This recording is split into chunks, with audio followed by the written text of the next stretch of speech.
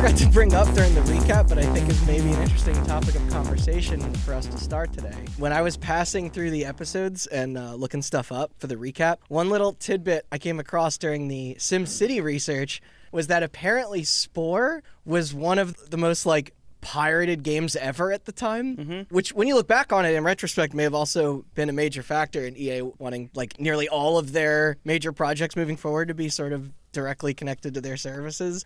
I don't know. I thought it was funny, and it made me think a lot about video game piracy in general. If it's drastically gone up or down in any big ways since companies began cracking down on this more directly in the past generation or so. Do you know why Spore was the most pirated?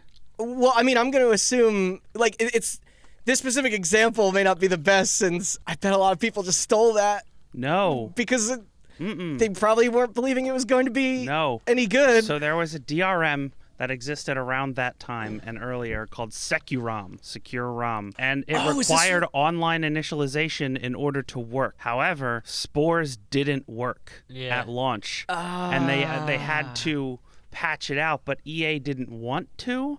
So a hacker or a pirate or whoever, whatever you want to call them, got a hold of Spore and cracked the SecuROM and posted it online. So even people who bought the game had to pirate the game to play it.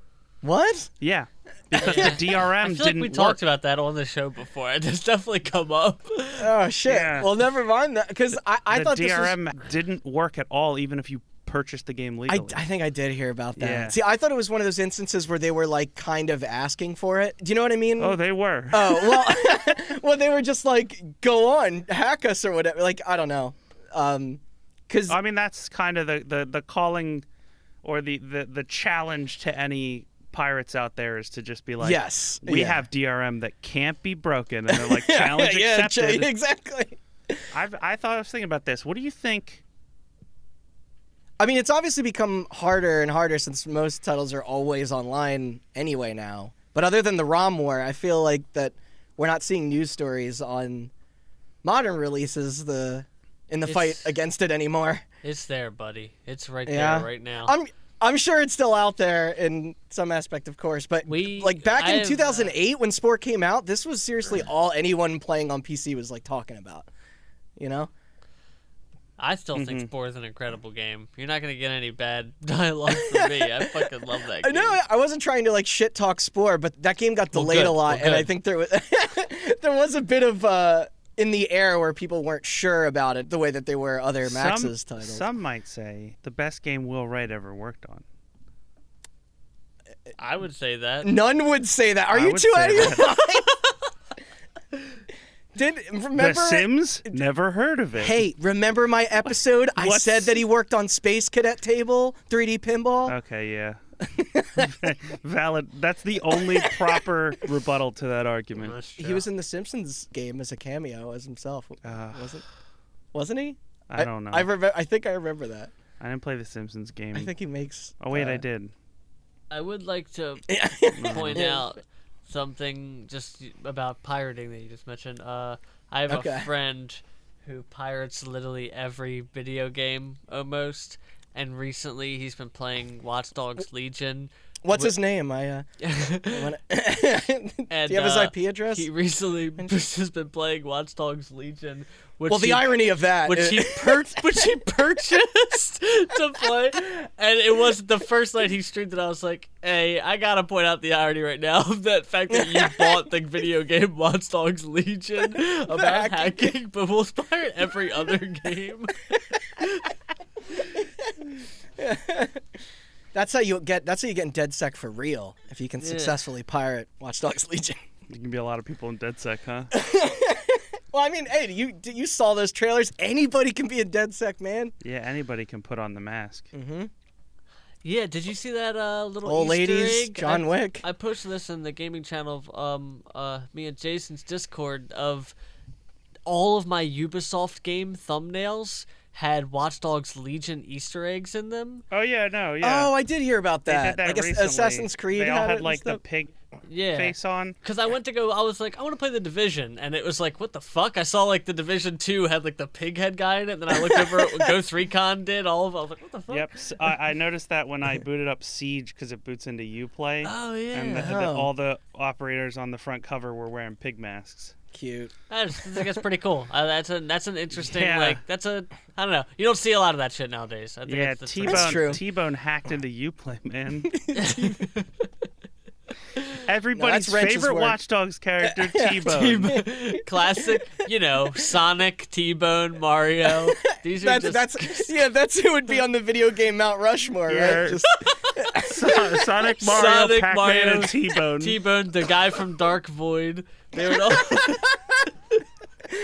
I was gonna say before we started recording, we did have like a 5 to 10 minute exchange of jokes about Capcom's Dark Void. You're all gonna be sorry when I get my copy of Dark Void in from eBay and it's just okay. I will be sorry.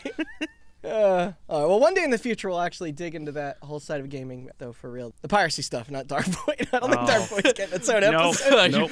Not well, it is now, buddy. You brought it up. I'm sure the three of us have just as much to say on game DRM and Dark Void. I've thought about doing an episode on that, not to divulge too much to the listening audience, but that Capcom initiative where they were just like, we have to sell games in America, damn it. Oh yeah, that's when how you Lost got Planet, Dead Rising, Bionic That Commando, was awesome. Dark Void, the DMC reboot, all that shit. Yeah. Now they just realized that Well, they could just make Resident Evil Monster Hunter good, and then they're fine. Yeah, it's almost like tastes do vary by region. However, a good game is good regardless of where you live. Yeah. Michael Bay is going to make the new Dark Void movie. It's going to start with Jovovich driving a Humvee through the desert. I mean, anything will be better than either what Capcom's film endeavors are now and also Michael Bay. I don't know. I watched the first 12 minutes of the Resident Evil movie. They said Umbrella in The it. first one? And as a fan, You can as the biggest don't Resident even. Evil fan, Don't. All you need to watch is the gif of the guy getting sliced up by the lasers, and you're Wow, good. Spoilers. I dude. was going to say, I bet you compared to the garbage they've dumped out about Resident Evil movies since then, the first one probably seems quaint and interesting in retrospect. Well, now it's Monster Hunter's fans' turn to get upset. Though that I movie, don't see. I didn't see anything in that trailer that would be upsetting. I'm pretty sure that's just a reskinned Resident Evil movie sequel. Yeah, they just reused the same footage. It's just instead of zombies, they just photoshopped a Rathalos over it. Well, here we are, guys. It's Crimba season, kind of. Those of you listening when this goes live will be living it anyway. But outside of that, it's time for Microtransactions 4. I can't believe For a second- Nesma won the election. For a second, I was like, wait, is this Microtransactions 4, or did I just fuck around writing this story for no reason? I always enjoy these. For the folks that may not be familiar, it's a series where we all get to take turns being the lovely host for the day. Each of us getting to bring a nice little smaller topic of conversation to the table. Subjects that may not warrant a full 2 hours of deep diving, but are still super interesting nonetheless. Honestly, some of our craziest shit have come from these episodes before. It's great. So let's get into it. I'm Randall Beatrice, here, of course, with Austin Blakesley and Chris Anantuano. Meh. This is the excitement of somebody who just bought Dark Void. Goddammit! Let's pick this up. We got games to play. Yeah. Now, despite you both Dark previously, Void's like the best game I bought. I also bought Rogue Warrior, Bionic Commando, Yeah. Haze Lair, 2 Human. Man, the saddest part is that you might be right. No, I also bought Prey, Yeah. which we've done an And you episode bought on, Bioshock and Mass it's a Effect great. stuff too. Yeah. Now, despite you both previously giving me insight on what you picked, I somehow still have already forgotten. So Good, that'll don't just talk about mine. make it better when Same. we reveal to everyone what we chose. Mm-hmm. There's been some serious variety doing this in our past ones as well, which I love. Following with tradition, though, Chris, would you like to serve the ball and go first? Set the stage for us all. All right. Area 51. The game or the place? Hold on. Beloved secret military air base. which is very obviously been used to design experimental aircraft, and then even more obviously used conspiracy theories from burnt out hippies and wild-ass desert people to keep everything covered up. So we're not going to get into alien conspiracies, but we are going to talk about... My arms were up, Naruto run style. The beloved light gun video game from the late 90s called Area 51. Hell yeah. Which I'm sure if you've ever hung out in a movie theater, you've at least dumped a few quarters into the Area 51. I worked at a movie theater. We had one there. I knew a very rich kid in my neighborhood that had a gun con for his PlayStation. There was a shitty reboot of that game. That came out exactly. On PS2 we're going to talk about not the light gun game from the 90s, but its own remake-ish in 2005, also called Area 51. Developed and released by Darling Midway for PS2, Xbox, and Windows, and almost a GameCube release. It was canceled. It didn't get a GameCube release. Damn. Area it's weird that they would cancel that one and not the other two. That's weird. Shut up. That is weird, right? Area 51 was, quote, generally favorable first-person action shooter where you can probably guess what you do in an early 2000s shooter called Area 51. I don't really think I need to describe that. Though the game was middle of the road, it somehow boasted this insane voice acting cast. David Duchovny, Marilyn Manson, Powers Booth, who's an English guy, Nolan North, of course, and Ian Abercrombie. I had to look him up. He's he's a comedian actor, but apparently he's pretty famous. David Duchovny was in 13. Also X-Files. Alongside Adam probably West. What they were going for. But I know why he was chosen, but I was talking specifically about his video game career. David Duchovny right? was in Californication. Yeah. So what is all that and Zoolander. Oh, jeez. I'm sorry. What does all that mediocrity get you?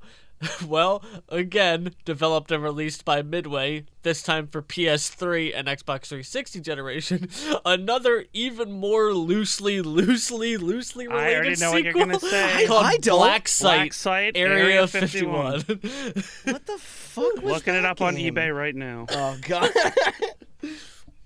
Was that an arcade game? That was like a No shit. Okay. Well, I'll let Chris explain. Yeah, there's a black spot in my Black Site Area 51 was literally another first-person action shooter, and much like its levels of separation from the original light gun game that inspired it, its reviews are similarly separated. It's got hard mixed to negative reviews across the board. It's a very middle generation PS3, Xbox 360 first-person shooter game. Gotcha. I can picture it now, probably already. It boasts like 6 whole weapons, and you can only equip 2 at a time. 6? Slap that on the box. I didn't even know they made that many weapons. I am not going to get into the game itself because mostly I don't give a shit about this game. And if you really want to know about it, just look it up. Oh my God, I remember that box. The box cover is very kind of iconic, and that nostalgia is kind of what this story is kind of about. So, just a little bit about the game, a little snippet here. Harvey Smith, who is an industry veteran, who was the executive creative director of the game. He worked on like System Shock and Deus Ex, and he most notably was one of the lead creatives on Dishonored. So since then, he's gone on to do incredible things and has before this. He quit in the middle of developing this game. And here's just some quotes in an article I found from him about Black Site Area 51 development. Quote, "So fucked up," end quote. Quote, "With a year to go, the game was disastrously off rails." And, quote, "It went straight from alpha to final." So, if those 3 snippets will give you any insight into the development of the game itself, it was rushed to development. It seemed to be just put out as like, let's get a fucking game out the door, people. And it was hideously delayed because it was Unreal 3, I think, I guess, would that be that era? I'm For not the sure. time, yeah. And Unreal 3 had notoriously horrible issues running on PlayStation 3, so they struggled getting the game to work on BioShock PS3. ran into that. That was Unreal 2, but they also ran into... Yeah, the PS3 had a... Turns out the PS3 was a fucked up console. For more information, listen to our Xbox 360 episode. Hey, you could fold it home, all right? Yeah, you could. Call back to Microtransactions 1. You could set it up as a Linux server. Oh, cool. Yeah, awesome. All right, well.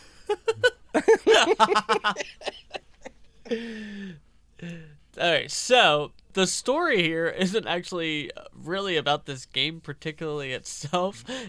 That's just a mediocre first-person shooter from 2 console generations ago. This story God, you're right. actually takes place this very year, which is 2020 when we're recording this, and it takes place barely 2 or 3 months ago. But the story is kind of open and shut. I just read about it one day, and I was like, this will be a perfect microtransactions. So I didn't. Yeah, I have no idea what you're about to get into. I didn't find anything else to do for microtransactions, so I picked this. Okay, so we're going to do just kind of like a little bullet point timeline to get the most of the information on the story. A Steam game, I'm not sure the exact day, appears on Steam suddenly with no warning, no nothing, under the name Black Site. And the game, despite having the wrong name, has all the screenshots, everything. Basically, it's Black Site Area 51. That's the game. But it's just called Black Site. It just shows up on Steam. Huh. And it's releasing on August 19th.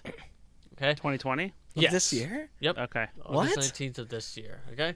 So, All right. August 5th. I'm going to do 2 snippets from blogs because I kind of want to set the stage here for the feeling around it. So here's the story from August 5th, titled Black Site, Area 51 infiltrates Steam on August 19th. So the article starts pretty common, and the infiltrates was spelled wrong because when I pasted it into my notes, it was like, do you want to correct this? And I was like, wait, I copied that from the headline directly. And I went back and looked, and it was spelled wrong. Perfect. Get an editor. So, I think it was just a blog, which that's why I'm not naming it. I'm not interested in calling Also, it. Still funny. even if you work at a multi-million-dollar company, editors have much better to do than copy edit the release post like about Black Site Area 51. It was clearly a that's typo. gotta be the most clicked on thing of the day. It's clearly a typo. I don't think they didn't know how to spell it, but still. So it starts off as a pretty common article. It just talks about the game history, kind of like I did almost, where it's just like, hey, this is Black Site Area 51. It's a successor to Area 51, a light game. The development sucked. This guy quit. Like, that's all the basic information. Now we're going to get a quote here directly from the article. Quote, "The Area 51 games have never been too deep or heavy, but they're usually a fun romp and satisfy the alien blasting itch if that's what you're in the mood for. I can still remember pumping quarter after quarter to the original Area 51 arcade shooter at my old movie theater." That's funny that we discussed that. It wasn't particularly smart or complex, but it was fun. Check out Black Site Area 51 Steam page for more info and add it to your wish list. So that seems like that's pretty simple enough, article shit about the game. Here's another one. From August 6th, another article. Black Site, Area 51 reemerges on Steam for ... some reason. I like that article because it kind of editorializing. kind of feels how I feel about it. Once again, same exact thing, starts the exact same way. That's why all journalism is the same. It's like the game was developed this by this people, Midway, blah, blah, blah, rough development, light gun, shit, blah, blah, blah, blah. Quote, "There is a new publisher, however, this time, MB Publishing, which makes sense because Midway went under in 2009, and most of its assets were picked up by Warner Brothers. Interesting that it included the Area 51 series. So on how MB Publishing managed to get a hold of it's another question entirely." Do you think that was just tacked on to like the money spent on Mortal Kombat? Or like, yeah. We're not sure. Oh, for Warner Brothers, for sure. The Warner Brothers just fucking opened up its big whale mouth and sucked in the plankton that was left of fucking Midway. That's a good metaphor. And Area 51 roadkill in there. take a note of that for the story. Remember, they're pretty, like, interesting that this MB Publishing managed to get a hold of it. It's another question entirely of how they did. We don't know who they are, blah, blah, blah. Okay, so then the article continues on kind of, hey, it's not a good game, but if you missed out on this little piece of gaming history, now's your chance to pick it up. Like, it's pretty cool. Sure. Check it out. Steam, August 19th. Check out your wish list. All this stuff, you know? August 7th. That's the next day after this article is published. Posted on a Steam community forum, the leader of a group known as Sentinels of the Store. If you would like to know what this Steam community group is, here's their header for their page. Quote, "The Sentinels of the Store is a group centered on bringing to light developers that game the Steam system for personal gain, as well as partaking in anti-consumer practices and blatantly misrepresenting themselves and their games on the Steam store." So, it seems to be some sort of, like, neighborhood watch for the Steam store. Weird. All right, I did not know that existed until now. Yeah, Of course, because Valve doesn't do that. I'm not entirely sure how I feel about it. Half of me agrees with what Austin's sentiment is, like, the community shouldn't have to do this. It's cool that they are standing up for these kind of standards. The Valve but the other part of me is like, go do something else. Like, but it has looking out for the little man. It's cool. Yeah, it's cool to be like consumer protection, whatever. But, like, I don't trust gamers to understand consumer protections whatsoever. Yeah, based on what they complain where do you about. put your faith? And it also has a little bit of a right-wingy militia vibe to that. Yes. Yeah. So I'll get more specific on what you just said. You don't like the idea that gamers should have this sort of thing, and I agree with it. And this person who does this also seems to share that sentiment with us because they're very hesitant in what they do later on in the story. Okay. Interesting. So, this post on the Steam community forum, I have it right here. I'm not going to read through the whole thing. We'll just kind of skim through it and talk about what it's about. They're talking about, first of all, another game that was a Frankenstein monster of copyright infringement. They don't directly talk about what game that is, but GoldenEye. I think it was Limbo the Lost. Limbo the Lost. I think it was the game we talked about on that episode Yeah. of Hot Button. Yeah, that was Limbo the Lost. Yeah, that was my last one. Yeah. Yeah. So I was like, oh, that's pretty interesting. So they're talking about that and like, oh, I can't believe it. Like, what? How is this here? Like, you know, it's just like all that kind of stuff. That sounds like it. Yeah. Quote, "The game linked above is Blacksite, which is being pitched as the Steam release for the 2007 FPS by Midway Games Blacksite Area 51. Midway Games unfortunately shut down back in 2008, and the rights to Blacksite were transitioned to Warner Brothers." Okay, end quote. So it seemed like it was like very like planned and not. Yeah. It was to not have the Area 51 name attached to it. This person Kinda. goes on down here. We're going to move on to another paragraph in the post. This person seems to be suspicious. They're like, all right, so the reality is it showed up on Steam with very little promotion at all. Like, there was no talk about it, no nothing. The store page is pretty thin. It kind of just showed up with very little information, all this shit. And that kind of got a couple people suspicious. So they looked at it and they're like, okay, it shows Midway Games as the developer, but the publisher is listed as MB Publishing, which was brought up in that article from a couple of days before, where they're like, oh, these guys got a hold of it. However, the MB Publishing page on Steam has 0 other games. It's a fresh profile with 0 other games besides Blacksite. So, Okay. with this, Yeah, we all got to start somewhere. I don't. So- How much was it listed for? Did it say? I have no idea. I didn't actually Okay. even look it I up. assume it had to be like $20 or something. But... Yeah, the Steam store page has since been removed, which is why I can't find it, but we'll talk about that in a second. All right. So the forum post goes on to say that they were discussing and they were like, okay, this is kind of questionable. So they talked about it a little bit more in this forum. So they're like, okay, somebody's talking to the developer, asking him questions. Why is it renamed just Blacksite instead of Blacksite Area 51? The developer claims that it was for, quote, marketing purposes, and that's all they said. And it's like, that's vague. Okay, but whatever. That's not really anything serious, you know? But it's just still kind of suspicious. Another people brought up the quality of the screenshots on the post. They were like, hey, these look like shit. Like, why do these screenshots look really bad?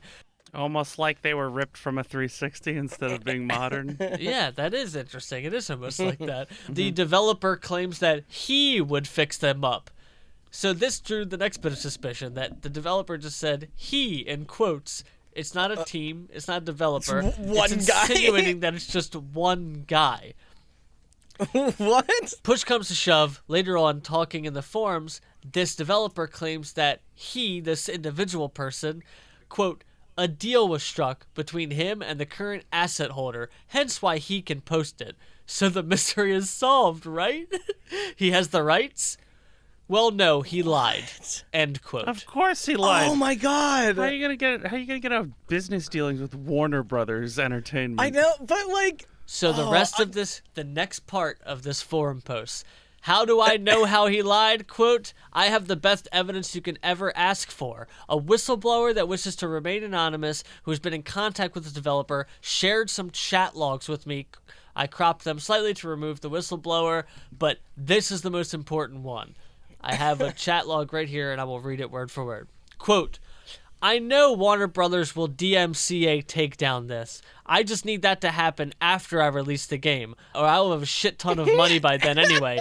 Nobody has done this before, so I was curious. Oh my god.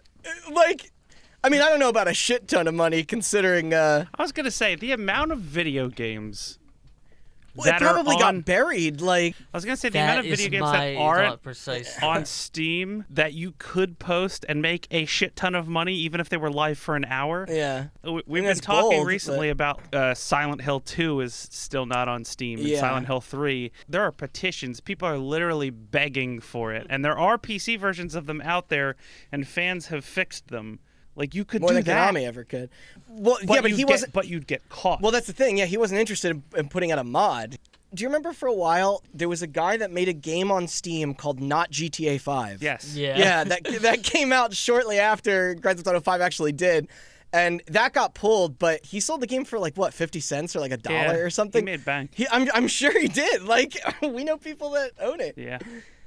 Oh, that's so funny though. I'm weirdly on this asshole side because I just think it's hilarious. That's so. I mean, the sides here are this ballsy motherfucker and Warner Brothers Entertainment. AOL Time Warner. Like, I wonder how well them. it worked though. The actual motivations, we're not gonna know unless we can dig in and get a hold of those forums, which I tried to do a little Discord app sleuthing, and I could not find like if anybody archived them anywhere or anything. Aside from that, we'll never know his intentions. To me, it seems like this dude was like, you know what would be a good idea? To take a random fucking game. Look, Steam has been uploading a lot of old school console content to their catalog. So it makes sense that a random fucking game like Blacksite Area 51 would get thrown up. He goes, all right, let me just pick a random fucking game that's like kind of middle of the road that people eat up for nostalgia's sake, make a couple grand and fucking dip out. And then bounce. Yeah. I think that was his idea. I mean, I wonder how much work he actually did. He lucked out in that there was a Windows version, but yeah. I guess I don't know what the process actually is to releasing your own content. That game might have been games for Windows, though. I wonder. Oh, well, considering the time, that's very possible. Strip that out. Yes, it was, I think. I can You would have to remove that DRM. You know, now I changed my mind. This guy rules. Yeah, right? Just put up a Games for Windows Live version of a game, a service that's long dead.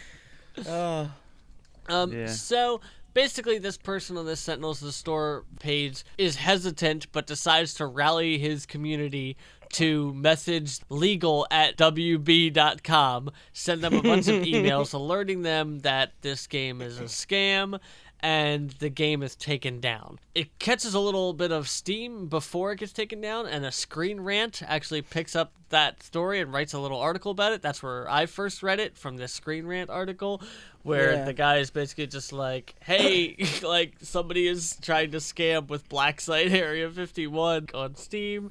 That's amazing. This game that kind of slipped through the cracks. It gets taken down, and that seems to be the end of it. I would assume so. That's the end of the story. Doesn't seem to be any legal action out there. If there is, it's all fucking very under wraps. It doesn't seem like this guy got in trouble. Even this, from August 18th on this forum, posting the permanent profile URL of the scammer so it never gets lost. I went to his profile URL. Dude's playing Counter-Strike this week. Like, so he's not, like, in jail or anything. Like, He didn't even get banned from Steam. Sorry, he played Counter-Strike today. Last played November 2nd. I just clicked on it. You didn't even, not like literally no fucking... God, this guy's my hero. I wonder how long was it up? Okay, so it was, I don't know the exact time it went up. It couldn't have been long. It seems to have gone down around a couple of days after August 7th. So somewhere between the 10th. So it probably was up for a couple weeks. That's a while. That's more than the game I'm about to talk about. It's kind of just a weird story. It's just a story of a game, like, slipping through the cracks, kind of, almost. Because clearly Valve has historically had issues with what gets uploaded to their own fucking server. They still do.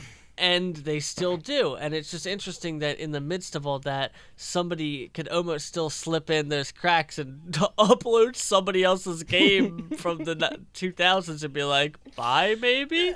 And get away with it, almost. If not for these fucking Scooby-Doo gang of fucking Steam kids pulling off the mask. That's the thing, like you said, it wasn't Warner Brothers that fucking caught him. It was this neighborhood watch of Steam protector vigilantes. Yeah, whatever. He probably would have got away with it too if it weren't for these. If it wasn't for these pesky.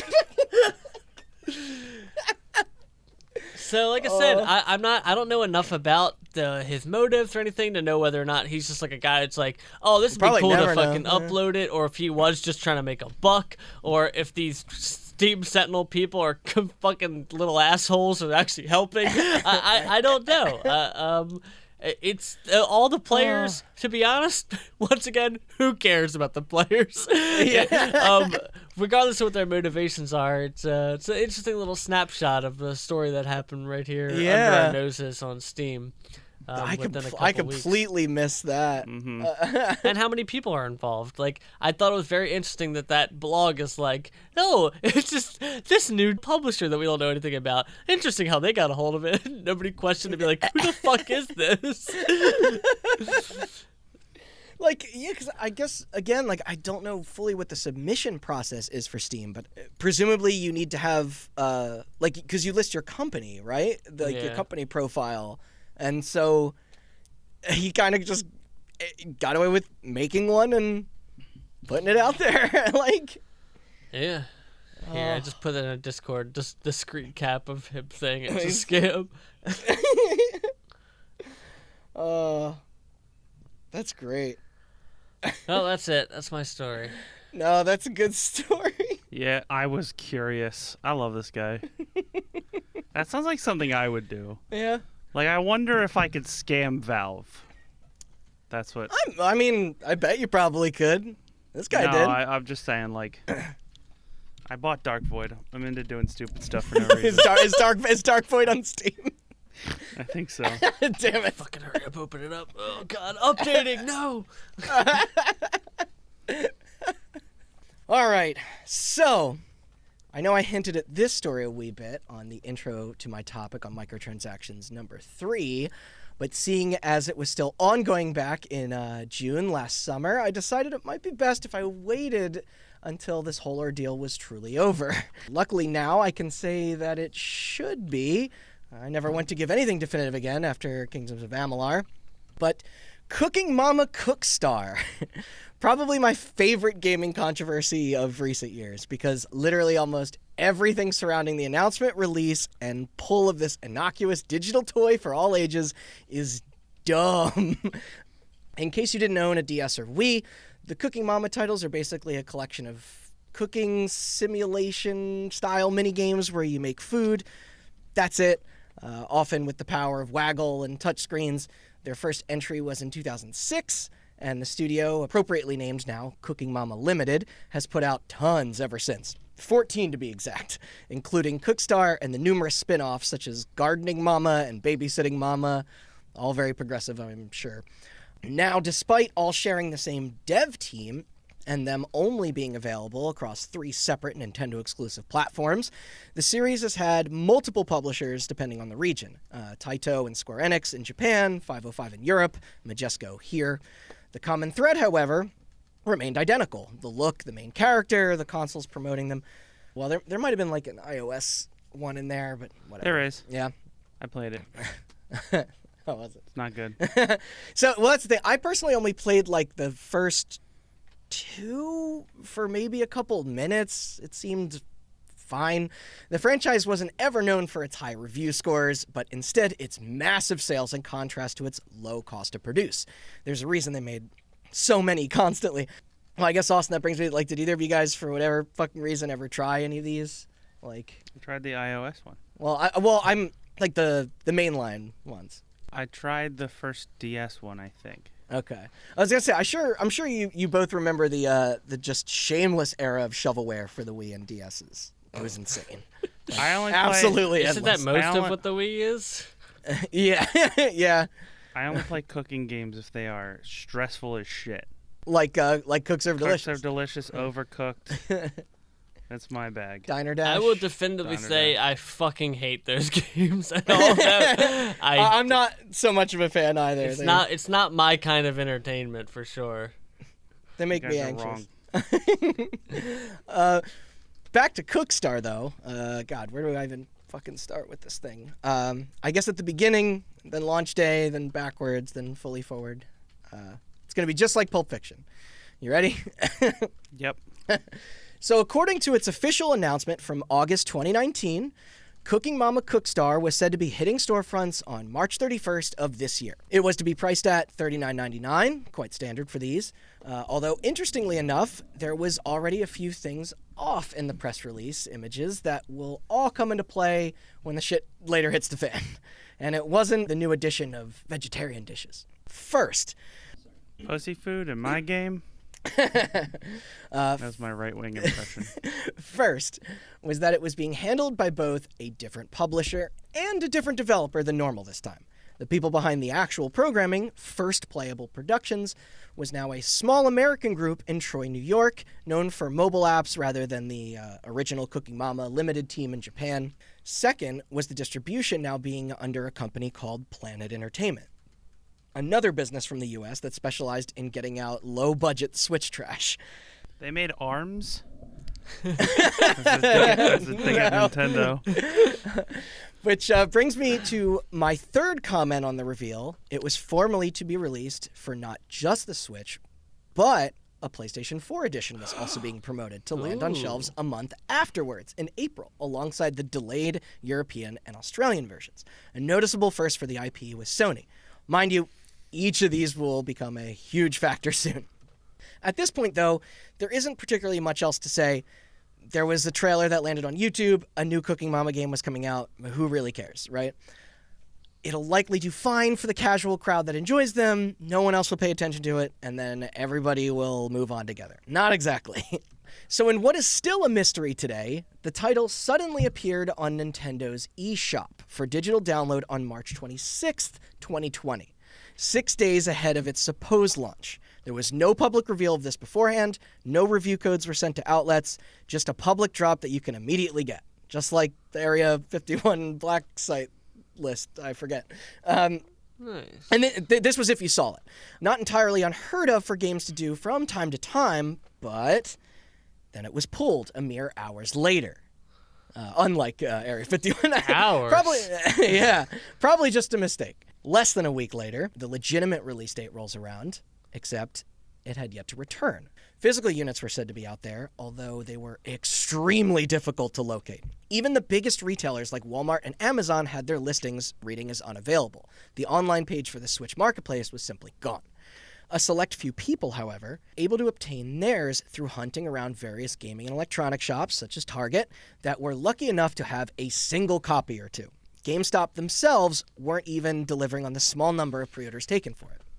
Twitter then became alight, with comments from enthusiasts sharing their finds while going on to question the validity of its existence for sale, while others fired up eBay auctions to profit off of Schrodinger's video game, as IGN coined it. Like the cat. As strange as this was, though, it certainly wasn't anything hot-button worthy. Not yet. It's super rare, but instances of occurrences like this have happened in the industry before. EA recalling NBA Elite 11 post boxes of it arriving at stores back in 2010 after the response to the demo was so poor comes to mind, as a couple of those did make its way into buyers' mitts, with them now being considered highly valuable. I think it's like the rarest 360 game. Right? Yeah. Yeah. But no, it's me hosting, and you know it's got to be stupider than that. It can't just be a bad game. And those that did decide to open their copies did openly speak of its less than stellar quality, even when compared to the rest of the Cooking Mama entries. Otherwise, there wasn't anything broken or offensive about it, not overtly. It was questionable that Cookstar had been going under a separate name at one point, and that an earlier trailer portrayed the wrong release window and URL. It was rated by the ESRB, with nothing out of place there, but when the Australians rating board gave it its initial label, they then took it down for an updated listing that had the developer removed. None of the partners involved had the title displayed on their respective websites. Older promotions for it were deleted. Everyone was being super quiet on the socials. The PS4 version was completely absent. None of it made any fucking sense. Which, speaking of, let's now discuss what happened next. A few days later, on April 5th, a tweet from a fella named Jim, screen capping a Discord conversation with user Uhabro, all caps, would go viral.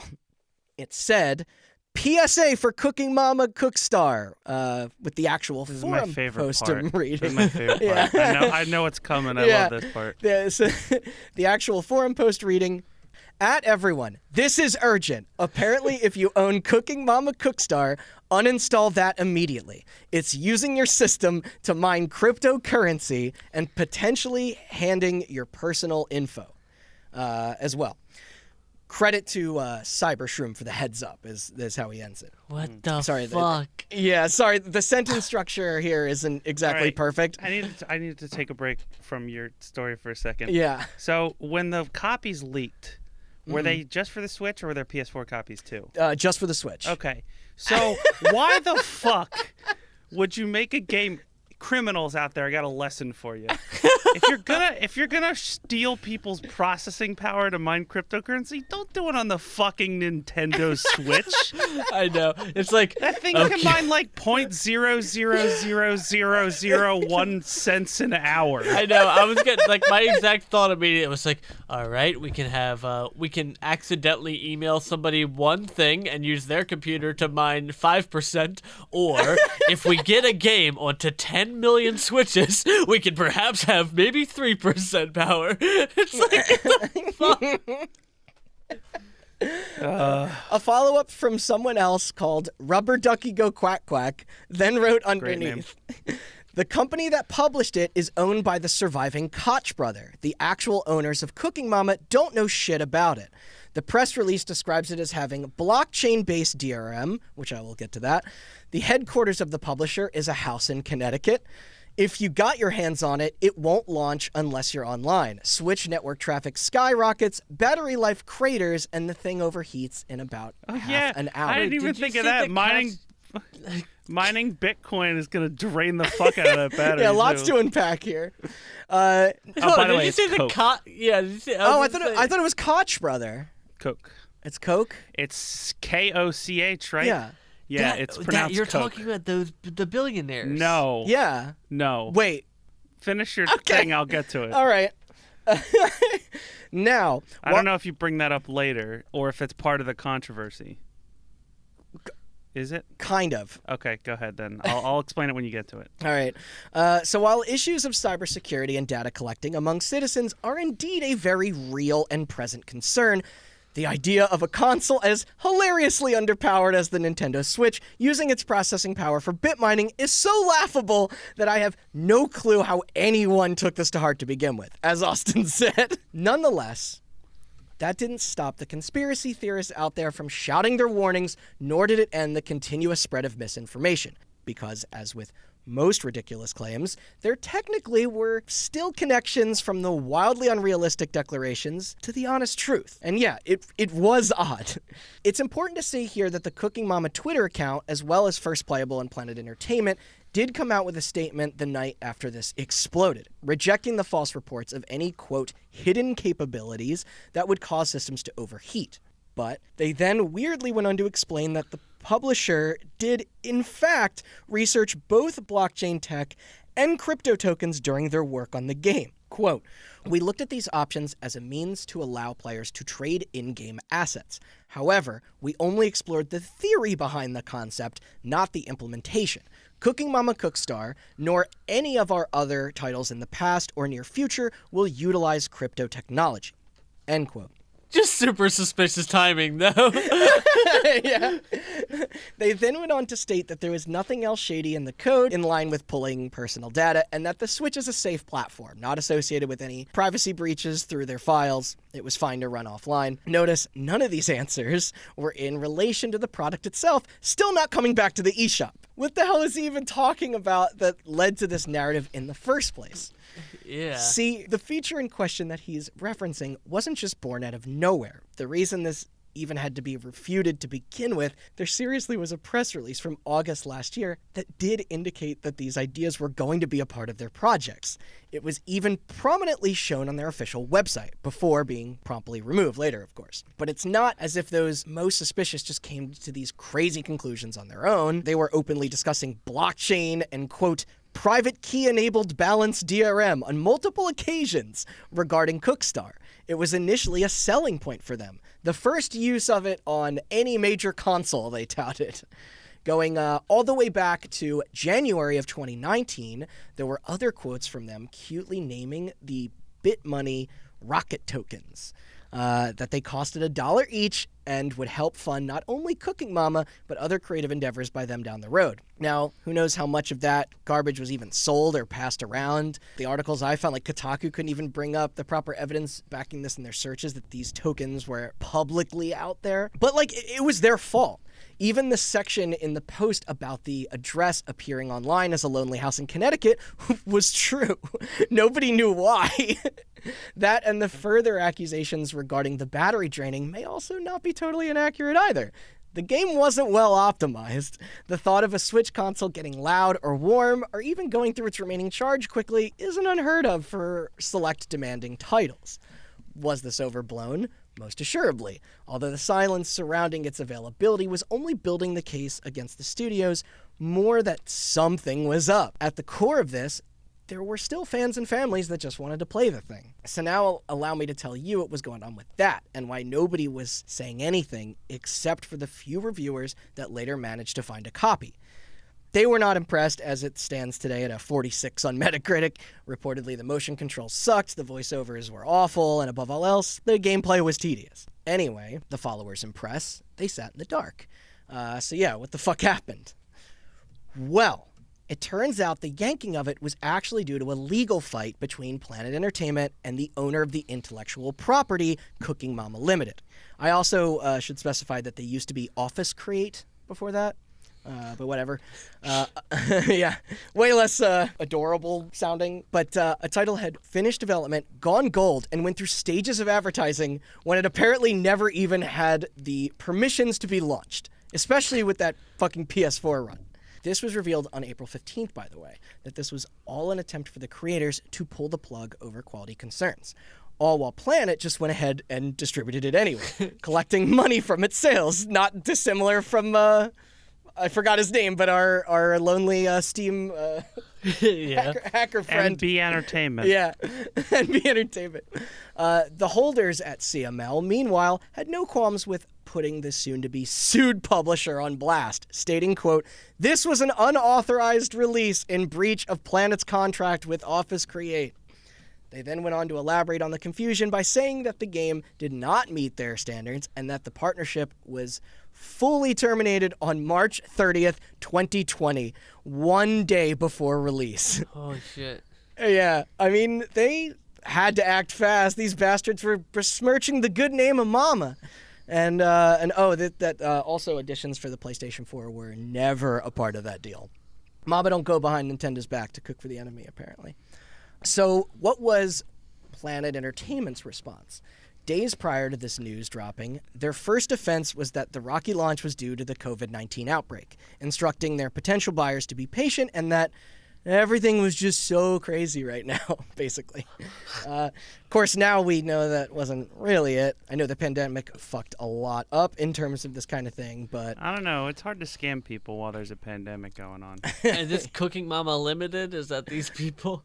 They own the IP. They hired an extractor to go into the Cooking Mama CEO's dreams and convince him that it was okay to scam people. Inception jokes? I just want there to be more corporate espionage, okay? Yeah. Yeah. Yeah. I'm with you.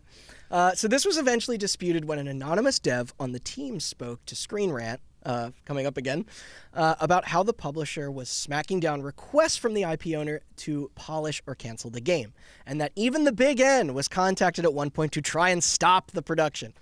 This was when the leaker's employer, First Playable, came out denying the person's claims. So we'll never really know if that was true or not. What did Nintendo say? We don't care if the crypto money melts their Switches. They just buy new Switches. Yeah, just get a Switch Lite then. It's fine. Then Planet proceeded to shoot back on Twitter the same day, saying that they had every right to put out Cookstar in its current form. According to them, Cooking Mama Limited / Office Create approved the design, followed up on these approvals, and listened to their suggestions on changes. Their last comment on the matter. Unfortunately, creative differences arose as Cooking Mama Cookstar was near completion that were outside the scope of our agreement and the game design approved by Office Create.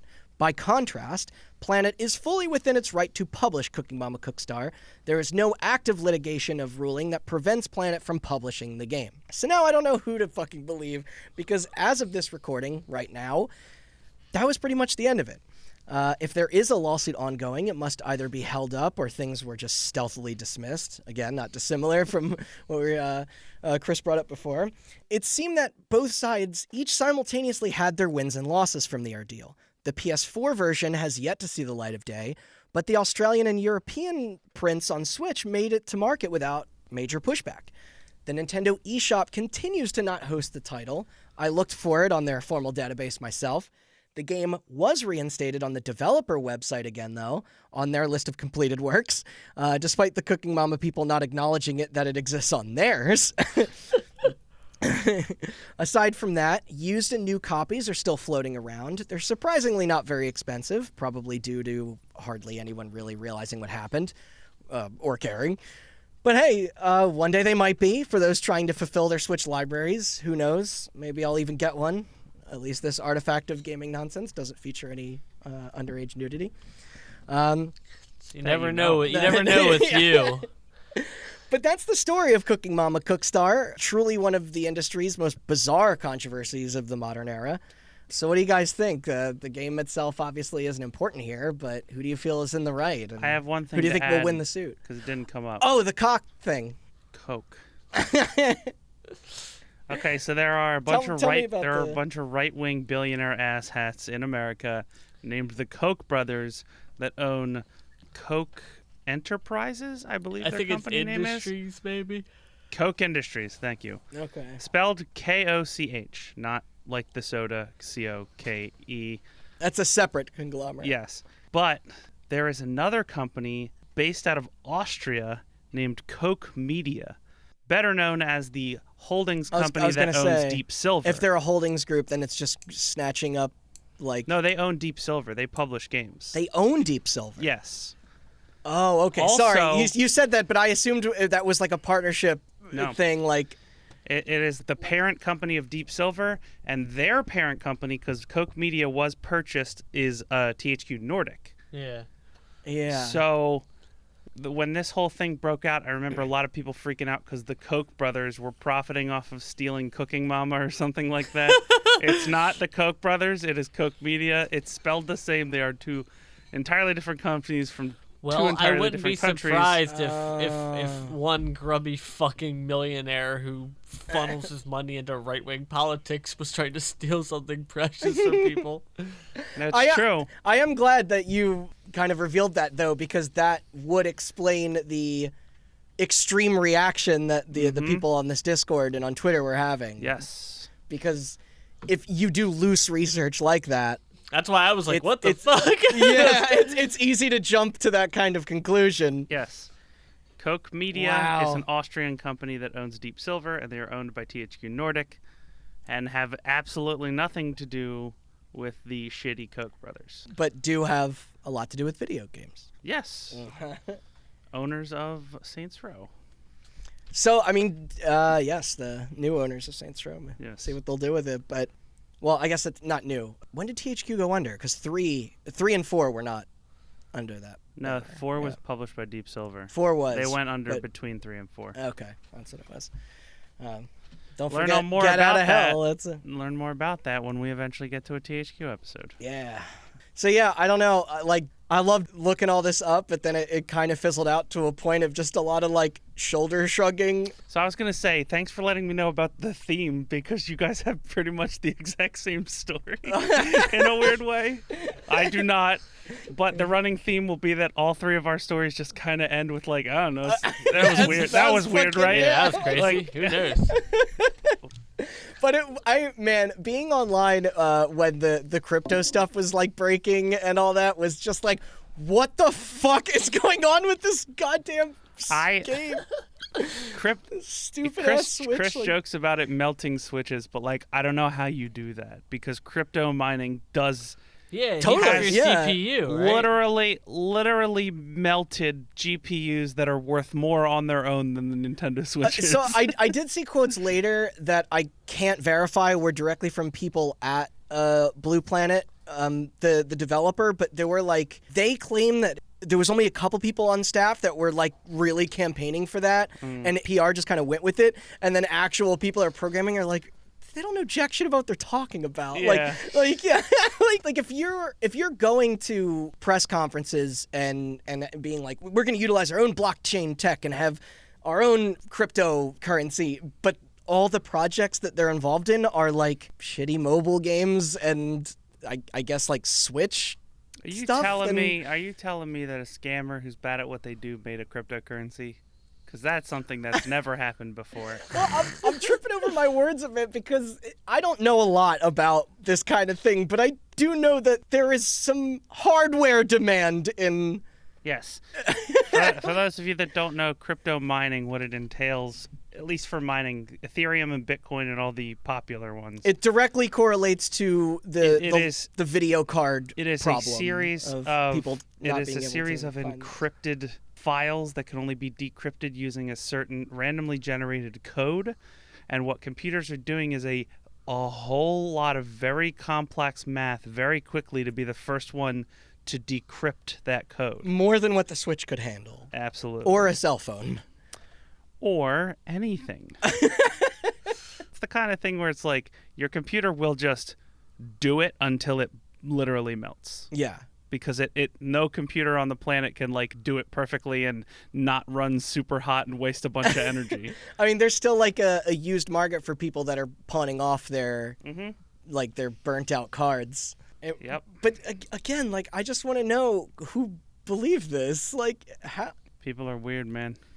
Yeah. The same people who are Coke, I know that name. Did zero research. Yeah. Well, at the end, it all just turns out it was just companies going at it about a shitty product. That's Hot Button's motto. Companies going at it over a shitty product. And then all the fans came in. Well, all that being said, you're up, Austin. What you got for us? All right. Oh, and sorry, real quick, just special thanks to Ethan Gotch of Kotaku for their coverage on this saga. It was very helpful during my research. Yes, that's where I read about it. All right, what's next? Anybody on the podcast mobile gamer? No. I played Genshin Impact on my phone for a little bit. Okay. Although I will point out the meme that Jason posted about it's in regards to me not playing mobile stuff, and then when everybody got into Among Us, I was free on mobile. Yeah. When I didn't have to buy a $5 version on Steam, so I guess I'm a hypocrite to a degree. Has anybody on the podcast ever heard of a game called Clash of Clans? Have I been on YouTube? Yes, I have. Yeah, I've seen an ad within the last 5 years. Okay. Yeah, they had Super Bowl ads for that fucking game with like Has anybody celebrities. on the podcast heard of a game called Castle Clash? No, it's so generic that like maybe, but I can't. Of course you haven't, because it's the worst name. Yeah. But my topic today is going to focus around video game advertising. Hey. How does one advertise video games? You do what EA did, and you put billboards in Burnout and Battlefield that Sure. advertise Subway or It's whatever. not the simplest task. It's not a movie trailer. Most of the experience of video games comes from actually playing them. A lot of word of mouth. How do you convey the feeling of actually playing a game when you can't give people the game to play? Demos, rentals. Video games were originally advertised using print media. Anything from some text and some screenshots, all the way up to sexually exploitive pictures of women that also featured small screenshots and a little bit of info about the game. Thanks, Neo Geo. Yeah. As Americans moved away from print media and to the television, video games followed.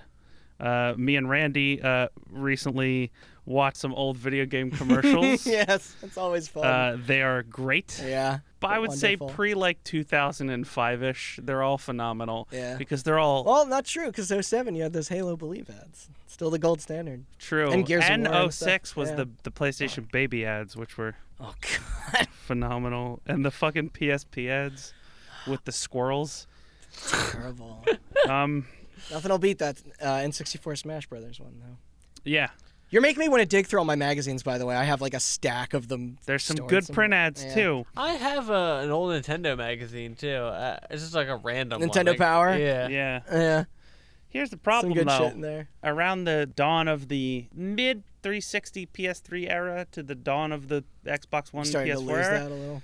TV became less of an advertising driver. Especially for the audience of people that For the are audience of people most that likely to typically play, play games, day sure. one, yeah. So, what did advertisers do? Well, they moved from the TV to the internet. I've heard of that. And advertising evolved with the times. Started out as banner ads in the early days of the internet, all the way to whole site ads that you had to click through before you could use the actual site. You're bringing back bad memories of Uh-huh. IGN for a while. Yeah. Then, with the invention of online video, came online video ads that were previously unskippable, but uBlock, AdBlock. When was the last time you used a browser without it? Yeah. It's like a nightmare. You can't use fucking AdBlock if you want to read a Eurogamer article. So After video fell to the wayside, came podcast ads for games. We could use some of those. Yeah, along with sponsored content of people playing the game and pretending to like it. Stuff, yeah. Even mobile ads inside of other mobile games. Oh, yeah. Especially if you have the free versions of stuff. Yeah, I'll say that a but lot. the problem is all of those can also be expensive. The dawn of internet ads also came the dawn of the indie game. People with no advertising budget. Yeah. What do you do then? They Well, depend the most on like word of mouth, good reviews. Word of mouth, obviously. If you have a little bit of money, you exploit the loneliness of gamers. Get their favorite streamer or YouTuber to exploit the unhealthy parasocial relationship that they formed and sell them a product. Capitalism. I don't like or you can have an ad with big boobs and be like, "Oh, you won't believe how much you want to play this game." Yeah, you can do that. Or you can make those fucking mobile ads where it's like, hey, you want to play this puzzle game? And then you download it and it's like another Clash of Clans ripoff. Fucking, those are the worst. You ever see the ones on like Facebook now that's just like, are you a dipshit? Like they're like Yeah. they make fun of you and Yeah. call you dumb. They're like this- level What? 1 player and then level 50 player. Yeah. Yeah. No, literally, they're like it's like these puzzle ads that are just meant to antagonize you, like or just be like, oh, no, I'm smart. Yeah, I saw one on Twitter the other day that it was like only people in the top 10% of IQs can Yeah. solve this, and it was unsolvable. Yeah. It was an unsolvable puzzle. Jeez. But even with those avenues, and I should say, there are a lot of games that just genuinely spread through word of mouth. Yeah. Games like Bob Is You and stuff like that. Great games. But What we do. even those avenues are me what's loaded good. with people trying to peddle their games. Yeah, so what's the step there's above only this? so many streamers. Inject it into my brain? Where else can you go? And what else do you do? Well, if we've learned anything from my little spiel here, is that there are 3 ways to advertise on the internet when you're advertising video games. Number 1, exploit people's need for connection. Number 2, exploit their loneliness. Or number 3, exploit their horniness. Or all 3, like variations of What if somebody found a way to exploit all 3? They'd be rolling in money, right?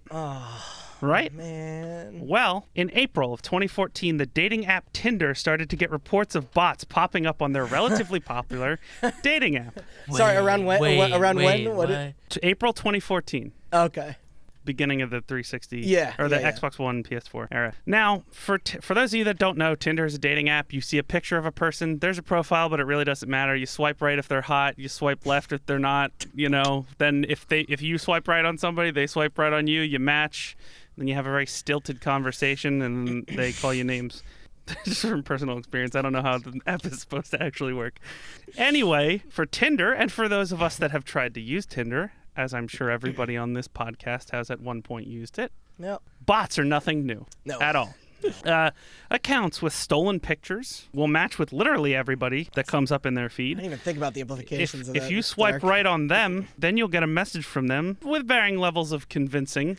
Yeah, some of them are just like an hello, AOL would you like to see me naked? Click this link. And then some of them, I've had ones before that were just like, hey, I'm just chilling in Philadelphia, Pennsylvania on my at the Burger King around the corner. Yeah. And you're just like, whoa, this is a person. I love Burger King. Well, apparently some of those bots, the way that they build their conversations is just to collect data in the same way that those AIM ones did, but just in a slightly more like they're slightly higher on the Turing scale. Yeah, but it's still just like you can break them very quickly, but they're weirdly like good at just like deflecting questions and vaguely just being like. Yeah, some of them will block you if you use the words bot, robot, or anything that's like funny. that. Yeah, but they'll prompt you. If they block you, yeah, messages get deleted. You can't screenshot it. Oh, I didn't think about that. All right, because they'll just collect what's trending right now, and it's like, have you seen the latest Marvel movie? Yeah. But yeah, they can all carry a conversation with varying levels of success. Gotten better over the years too, but they usually end on the same spot. What do you like? Something along the lines of, I don't like Tinder. Here's a link to a video chat, which then leads you to a porn website or something trying to get your credit card or some leads to a weird porn fucked up website site. if you're lucky. Yeah, if you're lucky. Now, I'm sure Tinder probably gets reports of bots daily, and most of their job at this point is probably trying to get rid of them. I assume a lot of people have a pretty good eye for that kind of thing. They recently have, I don't know how recently because I don't use Tinder every day, but they added a verification system where you can verify that you're an actual person. It's like Facebook where you have to prove you're you. They had integration with other stuff before. And you could report, at least back when I used it, you could like report things for being bots. But Yeah, and it's Tinder, so but you the just have to problem take a is picture of your dick next to your ID and then send it in. Yeah. Sorry, we can't confirm this is you. Send a nut. But yeah, on this fateful month of April, Tinder was getting a lot of reports of bots, but this time they were different. There was no credit card scam involved, and there was no porn at all involved. The accounts instead were talking about a video game. The game that these bot accounts were talking about was the aforementioned Castle Clash, a shitty Clash of Clans knockoff made by a company from Singapore named IGG.com. See, I was going to guess that initially, but I didn't want to be like presumptuous in a way that can be seen as insensitive. I love when a company's name is just their website. You know it's legit. You know it's legit when their website is just the name of the company. If you look into IGG.com's Apple page or Android page, they make like 15 Clash of Clans ripoffs, and that's it. I don't know how they're in business, but it's not like Twitter's business is called Twitter.com. Like that's what it says on their business plan. Yeah. But I have here what I could gather from screenshots people shared of profiles of the transcript. Oh. I've seen profiles, okay. and we'll get to that. But here's the transcript that the bot used. It wasn't very smart. Hey, smiley face. And then you would respond with a, how are you doing, or whatever. Mm-hmm. And then the bot would respond, how are you doing? User would respond, and it would say, haha, still got a headache from last night. Geeky girls know how to have fun. Right now I'm relaxing and playing Castle Clash on my phone. It's very subtle. Yeah. Then no matter what you sent back, the bot would respond, "Have you heard of the game?" Then again, no matter what you sent back, the bot would respond with a URL, http://www.tinderverified.com/castleclash. And then the bot would respond directly under that link that says, "See me naked? Play with me and you might get my phone number, winky face." After that, any messages People this naive, I need to... were not responded to after that. The bot had done its job. This is the worst sequel to Ex Machina ever. Yeah. Now, the weird thing was that, like I said, there are a million Tinder bots, and they're all advertising shady scams, not stuff that you could, like, point to a Wikipedia page and say it's them, you know? Like, it's not a corporation messaging you, it's some scammer. But this was a company. It's not like a public company with, like, a social media presence and stuff, yeah. Yeah, now it's just DraftKings that does it. Somebody posted, there's a Reddit r/Tinder where people talk about the app and its features and whatever. I didn't explore too much on that because I imagine it probably gets a little misogynistic, but that's just my guess. But I did find I'd say that guess is likely true. But I found a thread on r/Tinder where people will post when they get into conversation with bots because people find funny ways to fuck with the bots. So a guy found a funny way to fuck with the bot. He posted a screenshot, which is where I got the transcript of the thing from. Yeah. Only to have his post flood with other screenshots and comments of people in the exact same conversation. Oh, these were out there. With girls from all over the U.S. Not with men? No, just girls. All over the U.S. Well, women are smarter. That's the problem. Different pictures, different names, different locations. But all of them, the exact same transcript, the exact same link. Yeah. Sorry, you might have said this and I missed it, but from around the world or the United States? Like the United States. Okay. Yeah. And I'll get to that. I don't know exactly how much of the world Tinder operates in, but I do know there is a UK Tinder. Yeah, I guess I assume other regions probably have their own equivalent. They do. Maybe something else, but they're Tinder or predominantly I guess Tinder might not even operate in it, but there are other dating apps that do similar stuff around the world to Tinder. But Tinder is a U.S. company, I know that, and this bot was specifically targeting the United States. Many of these users shared experiences with various Tinder bots, but none with a known culprit, like I said. Usually it's a shady scam not done with a company with an online presence.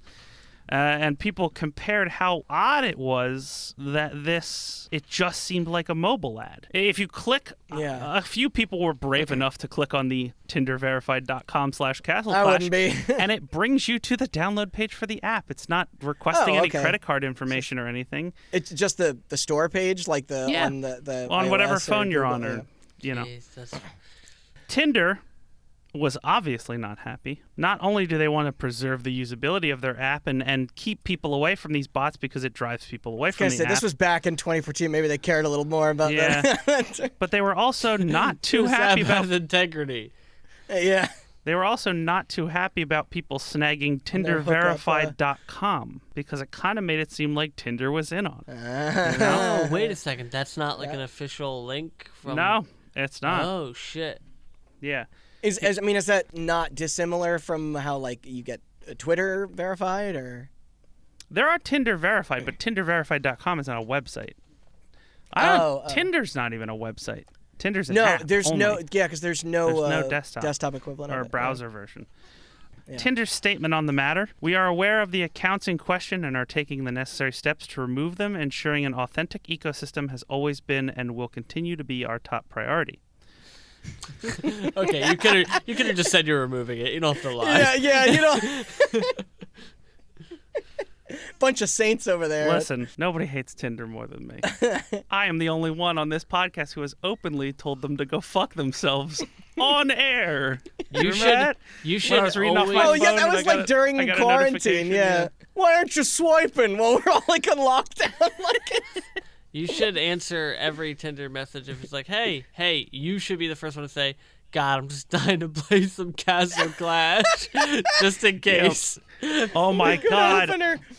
Now, turn it the other way. If I wasn't so alone, I would just destroy my Tinder profile and just copy pasta the shit out of that. Somebody's like, "Hey, how's it going?" And then when they respond, I'll just say, "My head still hurts from last night." LOL. Geeky girls know how to have fun.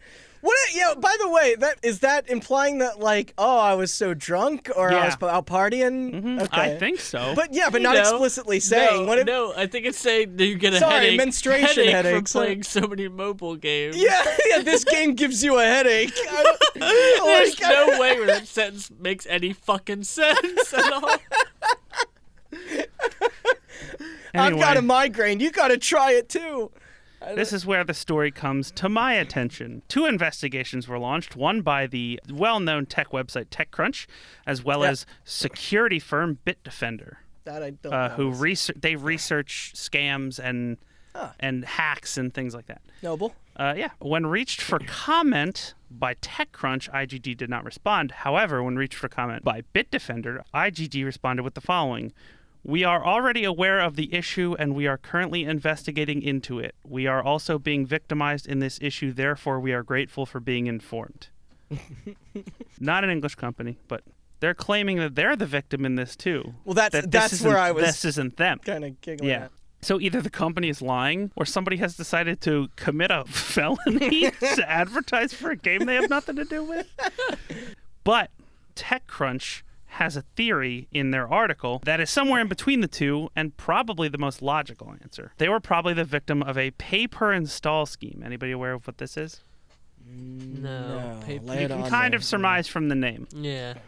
Basically, in the world of app advertising, you can pay people money to advertise your app for you, and instead of paying them a lump sum, you pay them per app install that they bring in. Right, okay. I kind of knew that stuff like that existed, but I never really... It is a much more scummy world than it sounds, however, because usually, in order to track the app installs they bring in, it goes through a routing URL, like tinderverified.com/casualclash, and some of those URLs can link you to other advertisements, some scams, and some of them can just flat out track you know what you're doing. Their theory here is that IGG paid somebody to increase app downloads of their app, Castle Clash, and that company, instead of just advertising like everybody else, went into the process of creating fake Tinder bots to do just that and increase app installs. Yeah, that's elaborate. It is elaborate. That was definitely that company's got 10 employees and they were just like, I got an idea. Bitdefender was able to track down a little bit more. They found out who owns the URL tinderverified.com. It is not, in fact, Tinder. It is owned by people that are known for this thing. This scam was being performed globally, but the target was geo-specific. The U.S. users got ads for Castle Clash, while European users were linked to shady surveys promising gift cards to Tesco, which is a UK supermarket. Much more European than much more European style over there. I was gonna say we get gift card scams too, but I didn't know who we get big boob video game ads. They get gift card scams. Yeah, that lines up. The bots being used for this all used pictures that were stolen off of a server hosted by an Arizona-based photography studio.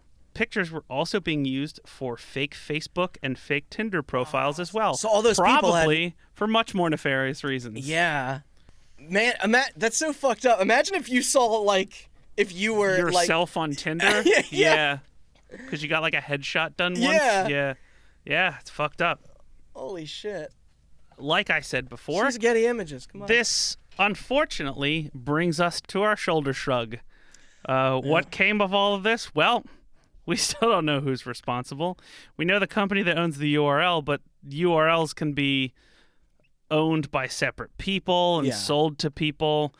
So we don't actually know if the URL owner was the one doing the scam, or if Tinder Verified was just a URL hosting thing. We're scamming Clash of Clans over here. We're destabilizing a democracy over here. We do all sorts of things with our bots. Yeah, all through Tinder. Yeah. Tinder now has the problem under control as far as this scam is concerned. There are still plenty of bots and other shitty things on Tinder, but the bots are gone.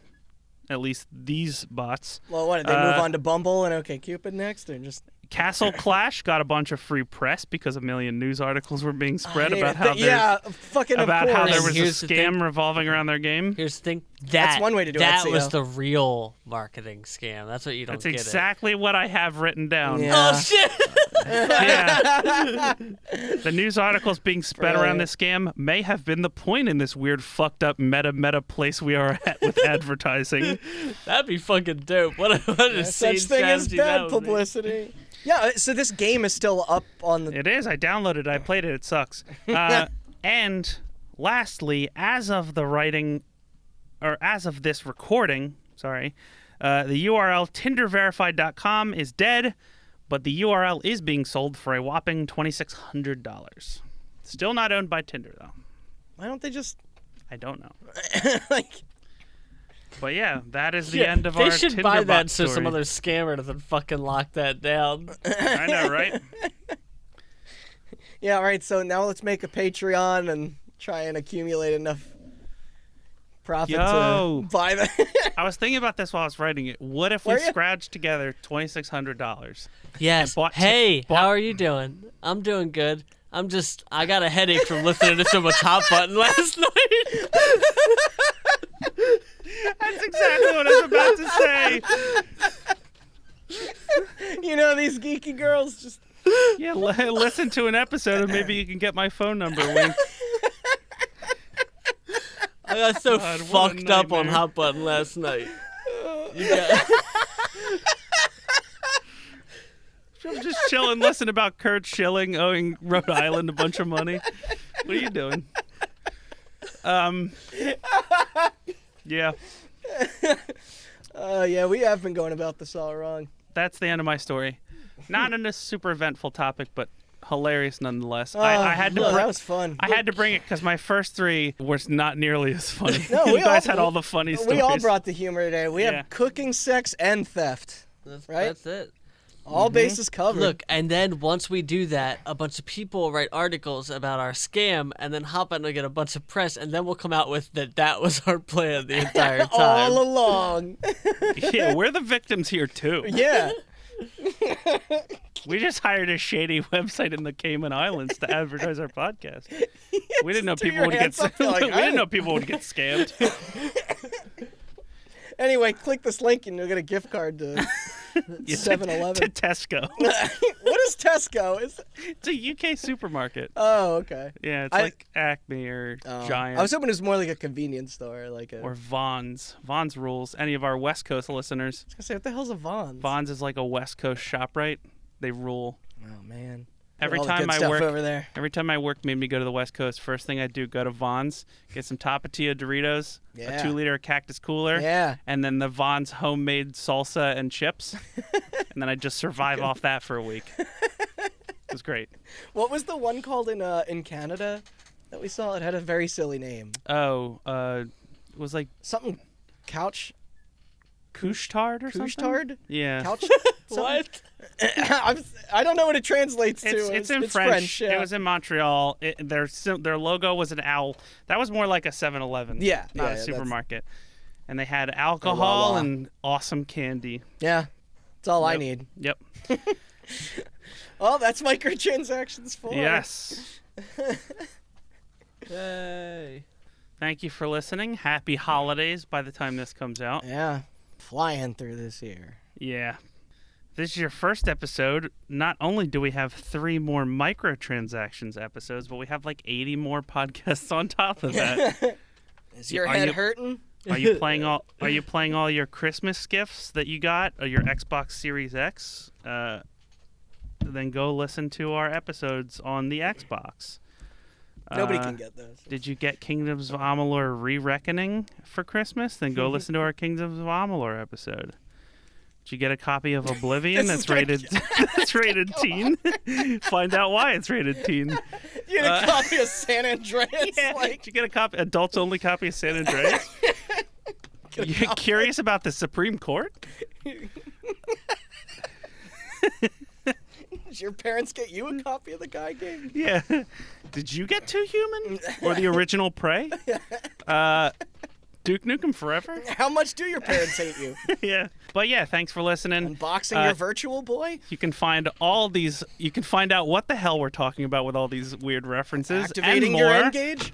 at hotbuttoncast.com. And you can also check out our socials, Twitter, Instagram, and Facebook at HotButtonCast. Request a topic. You can request a topic on the website. You can find us on all the podcast services. I don't know which ones rate or what. I'm a programmer by trade, but I don't know what algorithms are. So, like and subscribe. Nope, that's YouTube. Rate and review. Yeah. Rate. Yeah. Rate, review, and swipe left. That's how you get the hot button content. No, you want to swipe right. You want to swipe right. That's the good one. Oh, okay. Sorry. Left is the bad one. Goes to show you my experience with these things. But yes, on a political Swipe up for a super like. On a political ideological spectrum, swipe left. Yeah. Yes. Please, tomorrow is gonna. That was a communism joke. Anyway, I'm running out of material here, so we'll talk to you, I think, in the new year? Later. So we'll see you in 2021. Happy New Year. Thanks for listening.